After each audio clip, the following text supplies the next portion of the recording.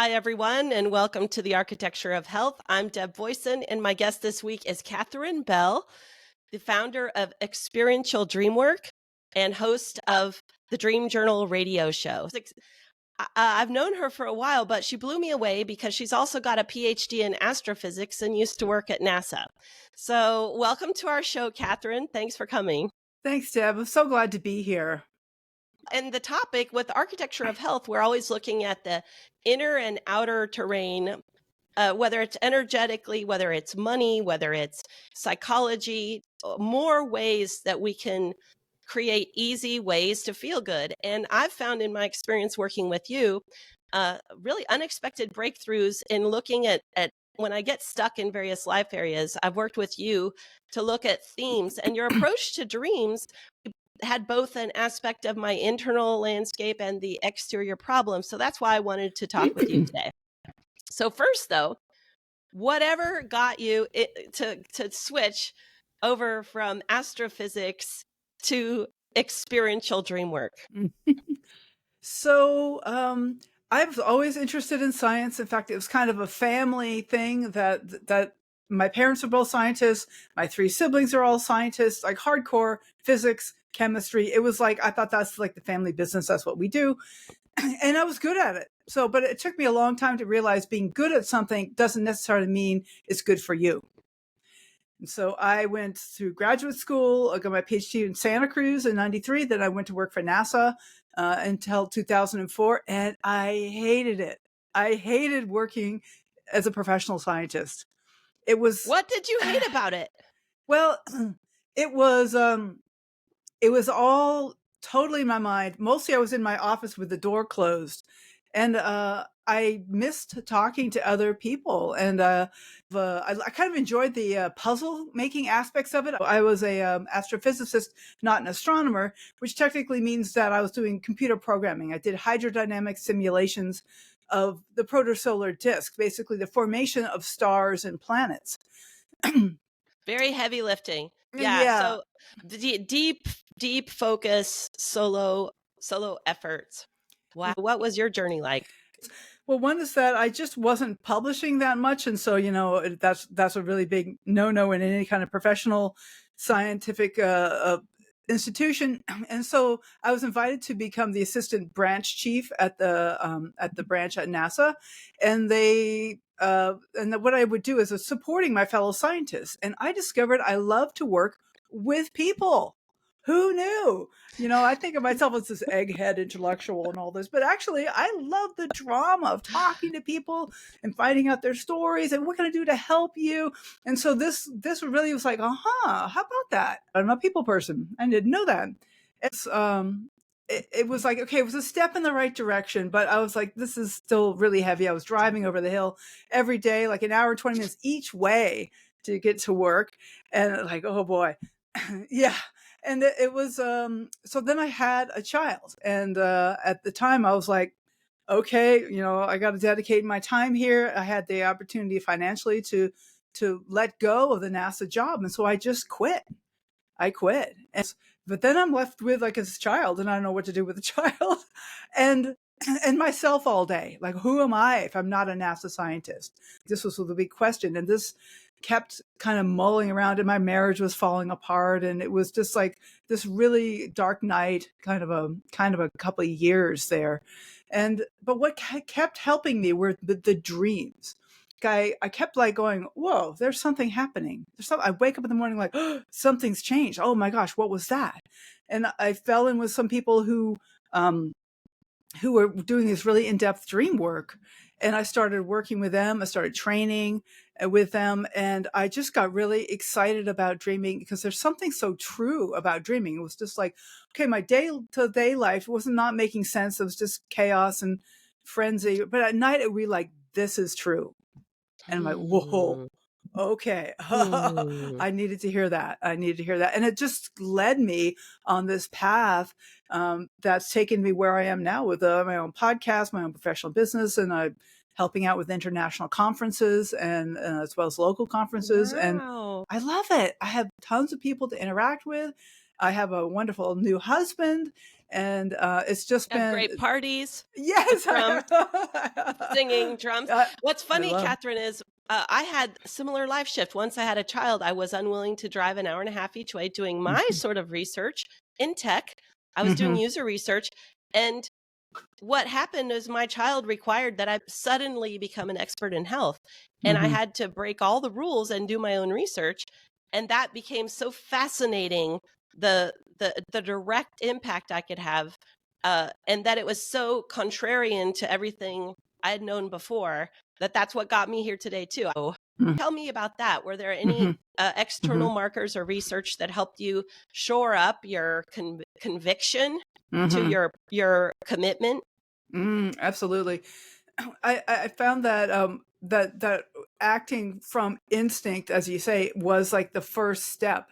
And I think over my life, I didn't realize how often I would act from instinct. Because I think of myself as this very rational person. Or should we say, I thought of myself as this very rational person who would list the pros and cons and decide what to do. And so now I honor that. I recognize that's valuable. And I'm also a scientist. Even though I quit my job, I am still a scientist and I do the research. And so I've read many different books about dreaming that were helpful. And one in particular was this bestseller from maybe about 10 years ago called Why We Sleep by Matthew Walker. And it's mostly about sleeping, which is something you know, I learned a lot about, but there's 2 or 3 chapters about dreaming in particular that were right on. And he's a scientist up in Berkeley. He's a neuroscientist of sciences of the brain. What happens during the brain while you're sleeping. And I was like, oh, now I'm starting to get why it's so important. And it kind of helped me to bolster up my intuition and to recognize that I was on the right track by after seeing this research. And that book is called Why We Sleep. Right. Why we And I'm sleep. gonna have to get that. I love Yes. books by neuroscientists. Yeah. It's a Um, good one. so all right. And you see clients individually, you have your radio show, which is podcast, you speak at conferences, but you also do individual sessions like I've done with you on Mhm. multiple occasions. And what kind of patterns do you see that none of us would have seen? Yeah. Mhm. Okay. Well, there's something I call the dreamer's paradox because it's something that seems like it's opposite and yet they're both true, which is number 1 that the dreamer is the only person who knows what their dream means, and number 2, that dreamer is uniquely blind to the meaning of their own dream at the same Oh time. my God. Oh my God. Wow. You can relate, I'm sure too. Some of the work we've done, you're like, okay, I don't get it, I don't get it. And then, oh my God, that's it. You could recognize something. If I say, I might give like a couple different ideas. Oh, maybe they're exploring this, maybe we're exploring this. And then all of a sudden the dream person will light up and go, oh, that's it. That's it. So, Again, I see that what you're saying is that inward, outward, infinity, touch point, that energetic movement is needed from in to out for the yeah, dreamer to overcome their blindness. What, totally. and what does it take to help people overcome that blindness? Well, I think part of it is educating them about dreams, and in fact, I'm in the editing phases of a book about dreaming, designed to educate people. So I'm super excited. I'm wanting to really help explain what dreams are and why they're valuable to pay attention to, and how even if you don't pay attention to them at all, they're still helping you.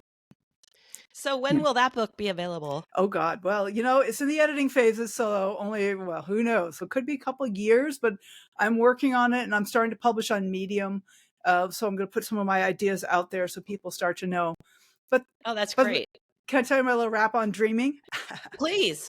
Okay. The evolutionary effect of dreaming is that we all know that mammals dream. Just think of your dog twitching when they sleep or your cat. We know that they go through dreamlike phases. We don't really know what they experience. But every class of animal that scientists have looked at find that they have dreamlike phases, including one of the latest ones was octopuses. They go through dreamlike phases when they're sleeping. Spiders go through dreamlike. Isn't that crazy? So like every creature that has been studied in depth has some period during sleep. One thing, they all sleep, which is quite interesting. They do all sleep. Even amoebas and things go through periods of quiescence and then they kind of wake up. So that there's something incredibly valuable about sleep. But then during the sleep phase, there's some phase where there's like neural activity or even specifically eye activity that all animals, down to insects, seem to go through. So there's something horrendously valuable about dreaming. So that's Wow. number one, to recognize that, we would Valuable. valuable, and it's doing something in you every night, and every living creature uh, goes through this. And so there's something valuable. Otherwise, we would have left it behind. We would have evolved away from dreaming, because it takes a lot of energy. There's a lot of like, the movement and the tension that's involved. Why don't we just like sleep quiescent all night? We don't. So the dreams themselves are valuable, even if we never remember a single dream. That's like a really important thing I want to Hmm. educate people about. And so there's something that the dream does. I believe it's neurological, and there is some evidence for that. Matthew Walker talks a little bit about that while the dream is happening, that is changing our neural pathways. Like we get stuck in a rut. In the daytime, we have this way of looking at things. That's how we do it. That's how we do it. But when we dream, things get all mixed up. And then that rut starts to like, oh, let's move it over here now. And so then things change little bit at a time. We evolve as we dream. So the actual neurological pathways are evolving from your dream that you didn't remember. Wow. Wow. But And because honestly, has always been a big question for me, because I'll get days in a month. No, yeah, like 3 or 4 giant dreams mhm, in a month, maybe 2 months, and then no memory of any, and I have no mhm, evidence that I'm dreaming or not dreaming. So you're saying it's great either way. And now tell me about that. right, When a dream is big enough mhm, that it's screaming at you when mhm, you get up. mhm, Tell me about and honestly, one practice I started once I learned how valuable our work was together. I mhm. started this first second I woke up as I remembered a dream. That's when I grab something and I just write a few words Yep. so that I don't lose it. I Don't mean, I delay. don't delay. Don't delay. Tell me Mhm, about what is the purpose? What have you seen as the purpose of a dream that is so big it enters your uh-huh. consciousness, and then second, of the worth of capturing it. Mhm. Sure, sure. So one thing to know is that the dreaming happens in a part of our brain that we don't usually access when we're awake. It's not, the prefrontal cortex is the part where are we thinking, judging, planning. That's the prefrontal cortex. But the amygdala and hippocampus and some of the deeper, more primitive emotion based parts of the brain are where, and memory based, are where dreaming happens. And so that's why when we wake up, like all of the attention goes to the prefrontal cortex. Suddenly we're making lists, we're like making plans for the day. And that's why the dreams go away, because it's in a part of the brain we're not paying attention to anymore. So get it down right away. But there's a couple of benefits that have happened when you do remember a dream, write it down. For one thing, is you're starting to build bridges between those two parts of the brain. Part of your brain. Yes, because that part of the brain is part of the intuition. And so you get to enhance your own intuition by learning to listen to your dreams, even if you don't know what they mean. And if you never work with them, just writing them down increases the bridges between the different parts of the brain. But then I believe that working with dreams actually enhances the work that they do. So if my dream is trying to move me from one neural pathway to another, or at least shift it, give me some variety, that by bringing that dream into waking life, we can activate those neural pathways again consciously, and then enhance that process.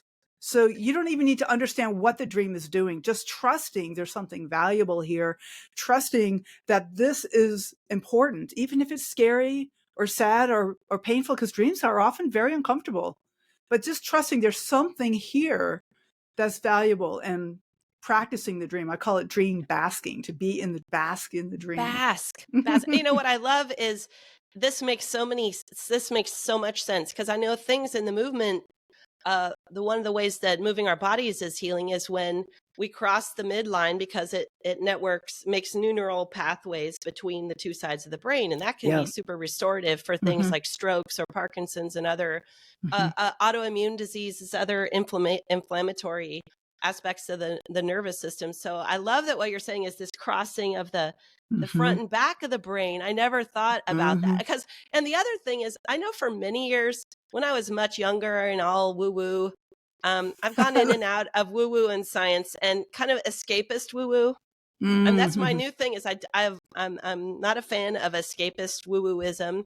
I grounded woo woo. And that's what I love that you're saying is I can, the physical act of dreaming is a way to create more possibility in a more well-wired brain that can respond differently to the world. One thing I used to do is I would get all deterministic. That was the flip side, is woo-woo would be escapist. The other side would be deterministic. Well, it was a green stairway made of stone. Stone means this, green means that. So can you talk a little bit about kind of where people lose their power around dreams? Yeah, absolutely. Well, one of the ways people lose their power is they look outside of themselves for the answers. Like you're saying, you look up stone. What does stone mean? What I dreamed about a bird. What does that mean? And that can be valuable if you take it really lightly. And if you look at like 10 meanings of a dream about birds, and then pick the one that resonates so that you come back to yourself and your own intuition. So like look at all the different meanings and go, oh, that one makes sense. But of course, this is a very limited thing that you can find if you Google something. You'll get all the cultural symbology, and it matters what culture you're in. And of course, not everybody's an American. And we are all very different. We're all very raised in different families, different environments, and we're all individuals. We all have our own experiences. Like the symbol of a dog, it means different things to different people. Like a dog could mean unconditional positive regard, or it could be something with sharp teeth and claws. So that ripped your face off when you were 3, right? Right, exactly. Your personal experience is extremely important. And so one of my roles as a dream coach is to ask you a ton of questions. And so like, what is your experience with this? And what do you think? What does it feel like when you think of that image? And what have you heard it said? What's the stereotype about this? And like getting all these different approaches to the different symbols. And what I've loved with you is looking across much larger periods of time together. I think 3 years maybe that I've checked in with you every couple of months, and the themes and having my own little journal there where I've written enough down to really look at what's happened over that whole 3-year period. Yeah. Absolutely. And those themes evolve. I love the way themes evolve. Like I watch my own themes, and like I'll have like the chasing the airplane, late for the airplane. That theme's been going on for years, but it's shifting. And like I had a certain dream of like, I just suddenly heard this announcement. I'm running to the airplane, like my usual thing. And I heard this announcement or something. I'm like, I'm not going to make it. It's like, it's already gone or something. And I just stopped. I stopped running. And that shifted that whole thing. Like I still like now that when I'm running to the airplane, I'm like, oh, well, wait a minute. Whatever. I don't need that. And so the themes change. And I don't know exactly what it refers to in waking life. I have some ideas, but basically there's something in me, some neurological pathway I'm getting out of that rut. And right. Yeah. And it sounds like I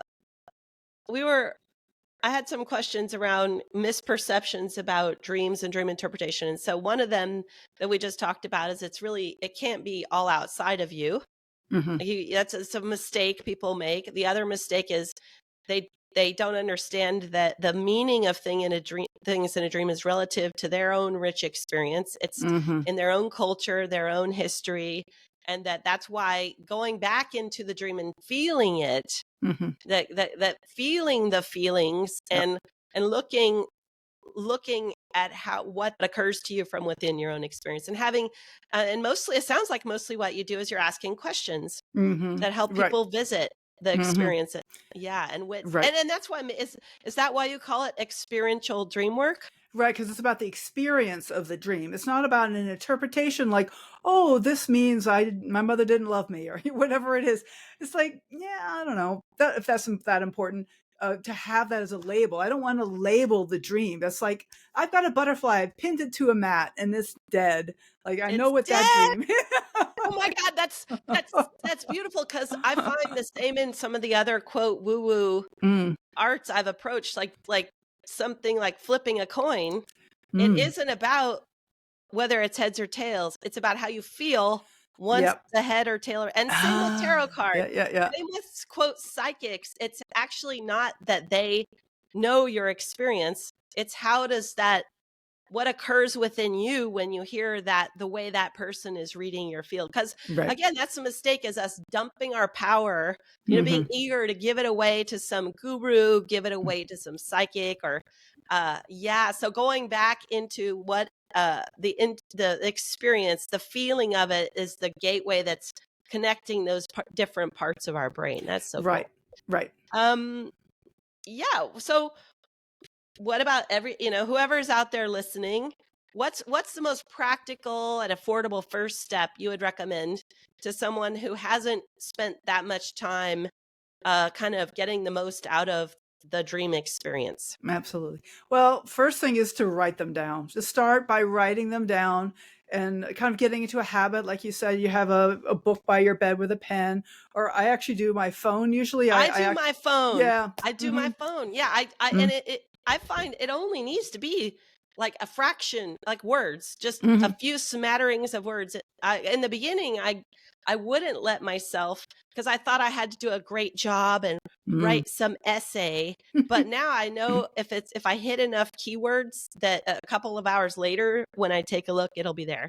Go Right. ahead. Yeah, oh, yeah, no, that's it. Because you have to have enough information down there to be able to recall it later. But the sooner you can get to it, the better. Just because it's fresher, especially early when you're getting used to your dreams. And then I would just say you can start by carrying them around with you during the day and pondering them, like going like and not trying to like understand or interpret necessarily, like, but emphasis on feelings is really valuable, and I appreciate you highlighting that. It's like, how do I feel when I think about running for the airplane? What does it feel like when I'm running for the airplane, and is that familiar? Like, and I have to say yes, thank you. All day every day I'm in a hurry to get somewhere, so that feeling is like super familiar. And then just to have a lot of compassion.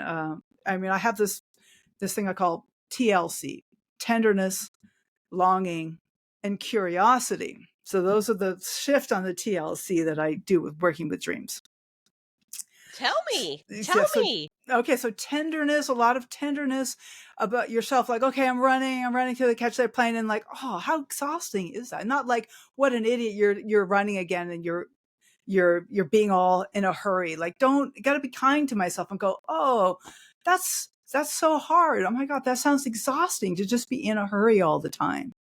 And so like bringing in tenderness, because that's really the way that we're going to be able to accept what's true there. Acceptance. Yeah. Yes, acceptance. And then there's the longing. So TLC, then there's a longing. God, I wish I wasn't in a hurry all the time. I wish I wasn't always like this all day long. And so there's like a longing, and I don't know what it's going to look like for me to get there, but I have like this longing to let go of some of that behavior. And then curiosity is all those questions. It's like, so, you know, were there experiences in the past where I felt like I had to always be in a hurry? Is there experiences in the present, like that? Like sometimes I panic when I get hungry. I have I guess my sugar crashes or something, but I get I get like bad if I miss a meal or I'm a little late. I get frantic, and so like knowing what's going on in the present is also valuable, as well as knowing going what happened in the past. So asking a lot of questions, a lot of curiosity. That's what I So call them. Yeah, go ahead. TLC, Mm-hmm. tenderness slash accepting Right. the The you in the longing. dream, Yep. the longing, and the Longing. curiosity. Right. Okay, so that's great. Okay, one way I used to think that I would capture the meaning of a dream would be talking to a friend, and Totally. Can I be. don't know, because Depends. isn't the most boring thing in the world. Isn't the most boring thing in the world listening to someone else's dream? You know, it's okay. Interesting because yes and no. I mean, I'm a dream coach, so I hear dreams all day long, and yet there is something really slippery about a dream. Like I hear someone tell me a dream, and my mind kind of goes, whoa, whoa, whoa, bring it back, because there's something slippery about that, and I wonder if it has to do with the fact that it came from this kind of unconscious part of the person, and so the conscious mind doesn't really know what to do with that. Right. Mm. Right. And it's And like sudden changes. You're like, what is that? I don't know. But and I think that what you said that you bring back to the dream is putting that person back in the experience and the questions around it. And I'm not sure that, like you're saying, there's a conscious part of our mind that has these conversations, mm, and this is dealing with this unconscious part. So whether that's the nature of the relationship or what kind of inquiry you have, what kind of conversations you're having. What about you? Like, do you talk about your dreams to random people, or are there just some um, people that are safe and others that love dreams? some people are safe. You're right, and that's a good way to say it. Is that not everybody in your friend group is going to be a good dream share person. Some people just don't have the patience for it, don't have the time, they're not curious. If you find somebody in your friend group who's interested about dreams themselves, that's a good place to start. Like if you mention, oh, I had a weird dream last night, and people like run away, like don't talk to that person. But sometimes, Exactly. right, Feel it out. Feel it yeah, out of feel that it out, experience. because it's very vulnerable, because you could get to the point of telling a dream that brings up some intense feelings, and you don't want to be somewhere where you don't feel safe for that. You have to be somewhere where you have some time. Like usually I find it's best for me to just say the dream and say, I just want to speak out loud here. And like, I don't need you to interpret my dream. I don't want you to interpret my Okay, dream. that's the other slippery Yeah. slope, is whether it's seen as an invitation to then Yeah. become the Hmm. the judge, the Yeah. interpreter. Totally. Yeah. Yeah, So it and I can love be, that you're saying that just asking permission to just share it yeah, without any need to, and without any need to have them say anything. become a therapist. Yeah, No, exactly. exactly. They don't have to say anything even. They're just like, oh, okay. And Huh. what it sounds like what you've mastered is that you mostly ask questions when someone That's tells you a dream. exactly. Yeah. That's what I find most valuable. I just want to say a few words about dream groups, which is a kind of a structured way to do this. If you have three or more people, I guess you could do it with two, but three kind of makes it a nice group. And then you have like a time for each person has 20 minutes to speak about their dream. And then maybe you offer reflections and ask questions, or maybe not. But it kind of gives it a structure and a kind of a ritual to it. And I found this to be really valuable. I run dream groups now, and I've been in dream groups for a long time. So that's a valuable way. You can make your own dream group that's is pretty straightforward. You just have to agree to confidentiality and things like that. Right. And do you is your dream group private? Well, I have several dream groups, and I would say I'm always forming new ones. I have ones, so you could contact me if you wanted to join one of my groups. I do workshops as well as, and then the one-on-one therapy, which is just really nurturing, because you really get to be held. You get to be the focus. You get to be the And that's focus. all on your website at Yep. Experientialdreamwork.com. okay, and I'll put that in the show notes. One last question, Oh, because oh, wait! what? I just have one more thing to say, which is another way to spark your dream conversation is to read about dreams, and listen to my podcast. Oh yeah, your podcast. It's yeah, And other absolutely. podcasts, but anything about dreaming. If you listen to stuff about dreaming, you talk about dreaming, and you read about dreaming, your dream world will kind of wake up. Wake up your dream world, Katherine. I love it. Okay, so the last topic is since I called this the architecture of health, and it's kind of all based around the idea that there's order to the universe as well, an elegance and an order. Like the Fibonacci sequence is the golden mean, which is this spiral of that is the best way to transmit energy in the universe, and for that reason, one thing that always needs to be included is sort of economy. Nature doesn't waste. There's always some purpose, some elegant way. Nature's constantly solving problems in the most elegant way possible. So what about in terms of economy?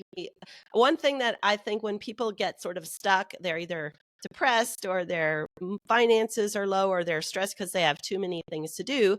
One possibility is you stop doing something or you replace something that takes more time or money. Have you in your own journey found any way that dreams present an economy where you're either doing less of something that costs more or it takes less time?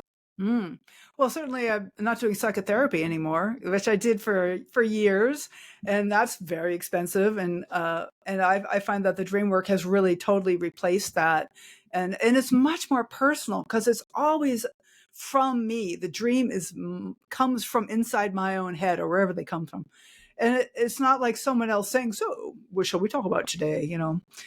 I got to agree with you 1,000%.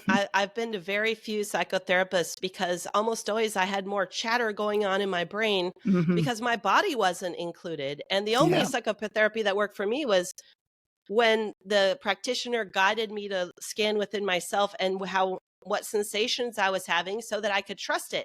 Often I would get pulled out into the talk. I was already spinning in talk front of my brain and would often make things worse. So one of the replacements I made was of course movement based therapies, but also I started listening partnerships where it was that experiencing of each other, just speaking our experience, that was kind of like the libertarian version of talk therapy. But this is even more evolved because you bring your decades of experience, versus just the peer level listening to each other. So I love that possibility for replacement. And also what you're saying is it just makes your life more rich. You're connecting your brain. You're becoming a better person by having more possibilities of a more integrated brain. So that's worth a lot. It's worth a ton. It's been so good for my relationships, as well as for my myself outlook. I've been able to reframe so much and at a really deep level. Like intentions are always like surface levels. Like I will be whatever it is. And it's like, yeah, maybe I will, maybe I won't. But the dream, it comes from inside. It's like, oh, this is what's changing. And so it's kind of a leverage. You get to leverage, like, this is what's already changing. So let's get in there and open It's already in me. It's already happening. Yes. And that's another movement principle I've found is we're always already supported. We're always already, something's under us and the pull of gravity, it's already happening. So we're already breathing. Might as well make the best of it, And I wanted to wrap it up here and just remind the people listening that your name is Katherine Bell, that you have a show on KSQD Saturday mornings Pacific time, 10 a.m. Your website is experientialdreamwork.com, and you have all of your services, whether it's one-on-one or dream groups, or it's your upcoming book. Do you have a name for your upcoming book? Dreams, the Treasure Hunt. Ooh, I love it. A treasure hunt. Well, you are a treasure to me. And I thank you so much. Thank you, Deb. Yes, I just wanted to say thank you, Deb, for all that you've done for me around movement. I have had an incredible changes in my body after doing the movement practices with you, bouncing, undulating, and all that. And so thank you so much for all the changes you've made in me. It's a pleasure. Well, it now occurs to me, your background in physics. Movement is physics. True. No wonder you're attracted to these waveforms and these ways of transmitting energy. All right, dear. Well, thank you. Thank you for being here, and talk to you soon. All right. Bye. Bye.